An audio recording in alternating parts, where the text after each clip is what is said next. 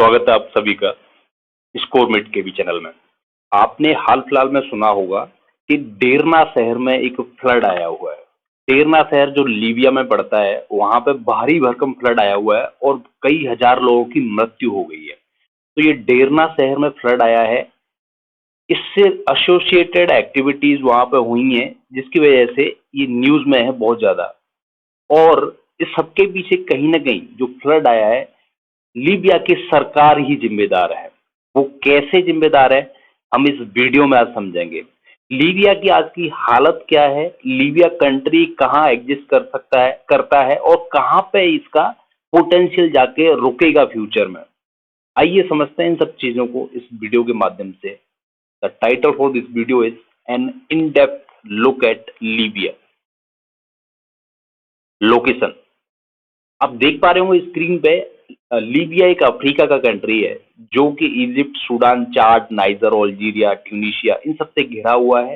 इसकी समुद्री सीमा भी लगती है, मेडिटेरियन सी में ये एग्जिस्ट करता है। इसके मेडिटेरियन सी के ऊपर यूरोप स्टार्ट हो जाता है। तो कहीं ना कहीं एक मिक्सअप टाइप का कंट्री, जहाँ पे पानी भी है, जहाँ पे डेजर्ट भी है, माउंटेन्स भी हैं, वो सारी चीजें यहाँ पे हैं। तो लीबिया का लोकेशन आप देख पा रहे होंगे स्क्रीन पे, अफ्रीका में टॉप साइड में पड़ता है।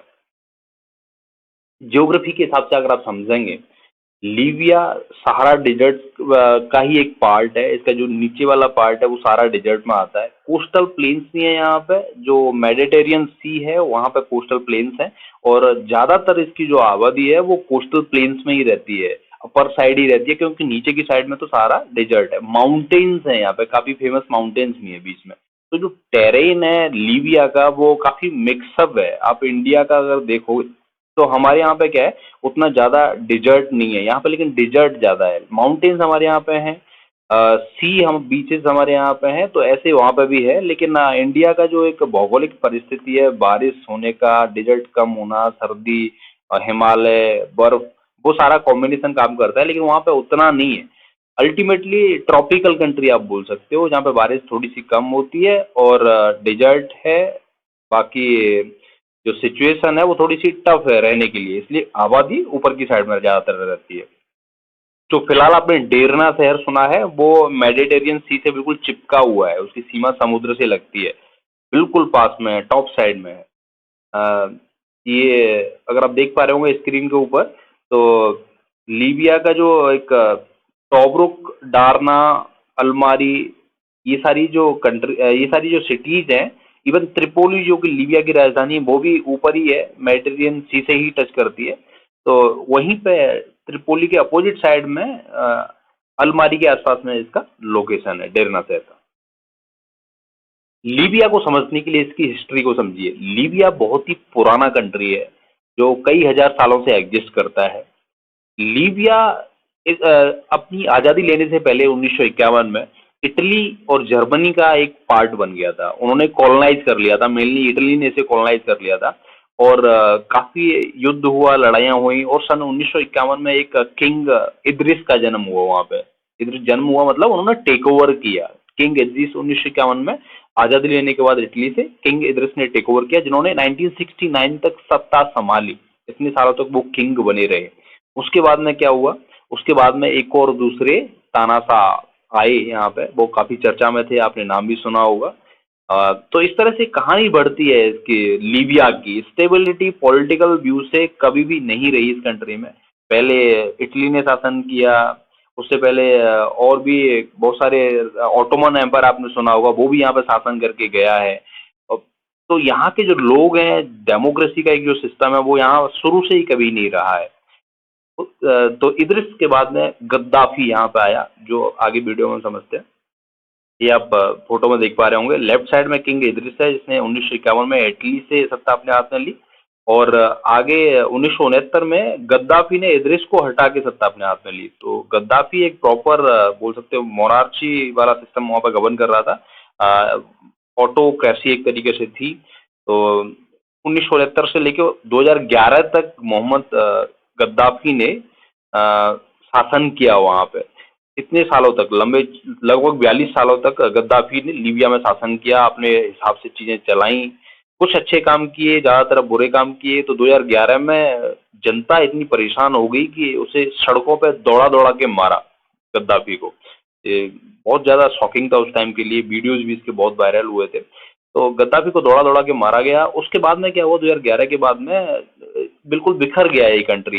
तो उसे रोकने के लिए 2011 के बाद नाटो ने अमेरिका वाला नाटो, जब ये रूस और यूक्रेन युद्ध में काफ़ी चर्चा में आया था, उसने अपनी सेना भेजी। नाटो ने वहाँ पे अपनी सेना रखी हुई है अभी तक, और भी यूएन के मिशंस वहाँ पे एक्टिवेटेड रहते हैं। लेकिन वहाँ पे जो जिन लोगों ने गद्दाफी के खिलाफ विद्रोह किया था, वो अपने आप में क्या है, आतंकवादी बन गए हैं। उनके पास गन्स हैं, उनके पास मिसाइल्स हैं।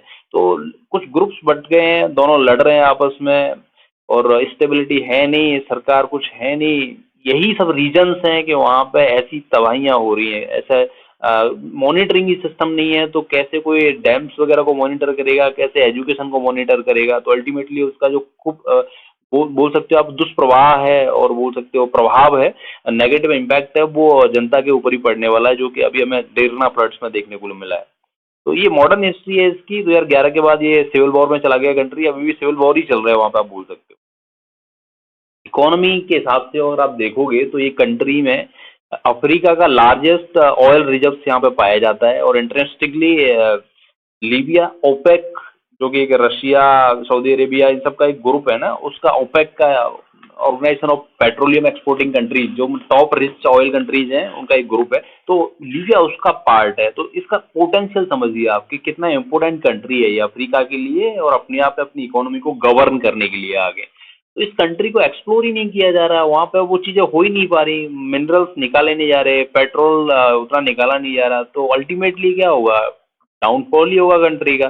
पैसा निकलता तो वो हेल्थ सेक्टर में लगता है ना, पैसा निकलता तो वो रोड्स ट्रांसपोर्ट में लगता है ना, पैसा अगर आता तो एजुकेशन में लगता है ना, लेकिन पैसा तो आ ही नहीं रहा है ना। क्यों नहीं आ रहा है? क्योंकि पॉलिटिक्स पॉलिटिक्स हावी है। दिक्कतें वहाँ पे है, पॉलिटिकल स्टेबिलिटी है नहीं, मनमानी चल रही है। तो पोटेंशियल बहुत है इस कंट्री के पास। इकोनॉमी बढ़ेगी इसकी ऑयल से, मेनली आज भी ऑयल पे डिपेंडेंट है। टूरिज्म को भी ये एक्सप्लोर कर सकते हैं, क्योंकि ऐतिहासिक कंट्री है, ऑटोमन एम्पायर ने रूल किया, इटली ने रूल किया अपने आप में। तो काफ़ी पोटेंशियल है टूरिज्म के पॉइंट ऑफ व्यू से भी। इकोनॉमी ज़्यादा अच्छी नहीं है आज के टाइम पे, अनएम्प्लॉयमेंट बहुत ज़्यादा है, बेरोजगारी बहुत ज़्यादा है। लेकिन फ्यूचर में अगर कोई संभालने के लिए आ जाए तो चीज़ें बदल सकती हैं।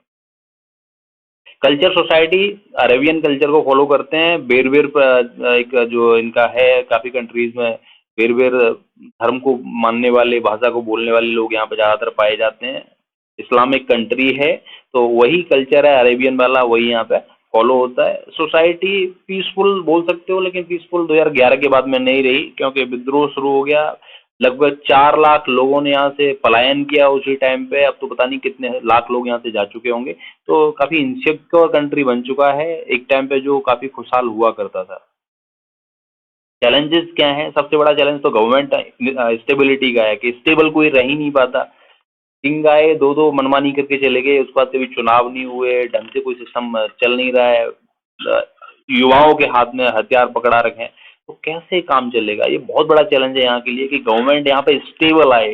गवर्नमेंट अगर स्टेबल आ रही है तब लोगों का भला होगा। सिक्योरिटी, ग्रुप्स में लड़ाई हो रही है, आम आदमी की हत्या कर दी जा रही है, तो बहुत बड़ा मुद्दा है।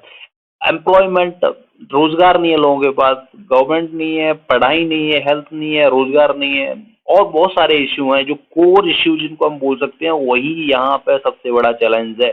तो इन सब की जो जड़ है वो छुपी हुई है इनकी गवर्नमेंट स्टेबिलिटी में। ओके, फ्यूचर प्रोस्पेक्ट्स क्या हो सकते हैं? देखो, पॉलिटिकल अगर इम्प्रूवमेंट होता है, कल को सरकार एक अच्छी खासी यहाँ बन के आती है, तो वो ऑयल सप्लाई पे ध्यान देगी, एक चेन बनेगी। अल्टीमेटली इनकी जो दिनचर्या है वो अप होगी, जीडीपी अप होगी। टूरिज्म को भी एक्सप्लोर किया जा सकता है अगर सरकार स्टेबल यहाँ पे आती है। एजुकेशन पे ध्यान दिया जा सकता है, और अल्टीमेटली ये सब करके वहाँ पे पीस कायम होगी। तो जो कॉमन मैन सफर कर रहा है काफी सालों से, वो दिक्कतों में नहीं बना रहेगा। अल्टीमेटली वो अच्छा सपना देख के आगे बढ़ेगा। तो ये फ्यूचर प्रोस्पेक्ट्स हो सकते हैं, बशर्ते कि वहाँ पे सरकार चुन के आए, लोग थोड़ी सी समझदारी दिखाएं। कंक्लूजन आप समझ लीजिए, ये जो कंट्री है लीबिया, तबाह इसलिए है क्योंकि वहाँ पे कोई कमान संभालने वाला नहीं है, वहाँ के डैम्स वगैरह को, स्कूल्स वगैरह को कोई चेक करने वाला नहीं है, इसलिए सब काम हो रहा है वहाँ पे। ऐसी घटनाएं सामने के लिए आ रही हैं कि आज के टाइम पे डरना डैम है वो टूट गया। क्यों टूट गया? कि मॉनिटरिंग सिस्टम ही नहीं है, अर्ली वार्निंग ही नहीं है, सरकार ही नहीं है, वहाँ पे लोग ही नहीं है इन सब चीज़ों को देखने के लिए, मॉनिटर करने के लिए। बारिश का पानी भरा वहाँ पे, और इतना पानी हुआ एक दिन में ही कि वो डैम्स वगैरह को पानी रिलीज नहीं किया गया, या अर्ली वार्निंग सिस्टम से वो समझा नहीं गया कि इतनी बारिश होगी तो हम क्या एक्शंस लेंगे। और ज़्यादा पानी भरने की वजह से जो डैम्स थे, कमज़ोर डैम्स, वो टूट गए। बगल में ही डरना शहर था, आसपास के मकान सब बह गए, सिटी पूरा बर्बाद हो गया, हज़ारों लोग मारे गए। शहर के पता नहीं कहाँ-कहाँ चले गए, जिंदा भी हैं कि नहीं है कोई नहीं जानता। तो इतनी बड़ी तबाही आ गई सिर्फ अर्ली वार्निंग सिस्टम नाम की चीज़ ना होने से। बारिश थोड़ी ज़्यादा हो रही है तो कुछ इनिशिएटिव्स लिए जा सकते थे, जो नहीं लिए गए, क्योंकि वहाँ पे सरकार जिम्मेदारी से काम नहीं कर रही है ही नहीं, जिम्मेदारी से काम कहाँ करेगी। तो ये स्टेबल गवर्नमेंट का पहली प्रायोरिटी है, इससे जो समझते हैं हम पूरी घटना से। Oil reserve and tourism is the future. Obviously oil reserve है और टूरिज्म इसका फ्यूचर है, बशर्ते उसको ढंग से कुरेदा जाए, उन सब चीज़ों को उस लेवल तक लाया जाए जो पॉसिबल कब होगा।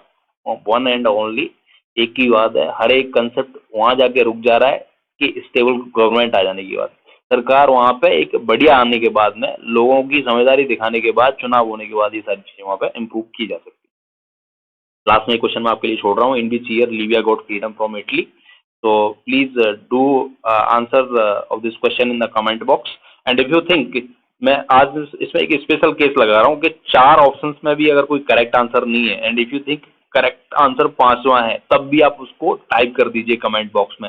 लेट मी सी कि कितना जागरूकता के साथ आप ऑप्शंस को देखते हो और कितना इंटरेस्टिंग होके उसका क्वेश्चंस का आंसर आप देते हो। तो please do comment in the comment box. अगर आपको वीडियो अच्छे लग रहे हैं, ऐसे टॉपिक्स पे अच्छे लग रहे हैं, तो मैं रेगुलरली ऐसे वीडियोस इन टॉपिक्स पर लाता रहता हूँ। तो उसके लिए आप फॉलो कर सकते हैं स्कोरमेट केवी चैनल को, और बने रहिए हमारे चैनल के साथ। ऐसे ही फ्यूचर में नए नए कंसेप्ट, नई नई जानकारी, डिप्लोमेटिक पॉइंट्स के साथ, और बहुत सारे पॉइंट्स के साथ में, टॉपिक्स के साथ में, जिनको हम रेगुलरली डिस्कस करते हैं। तो thanks for watching this video. जय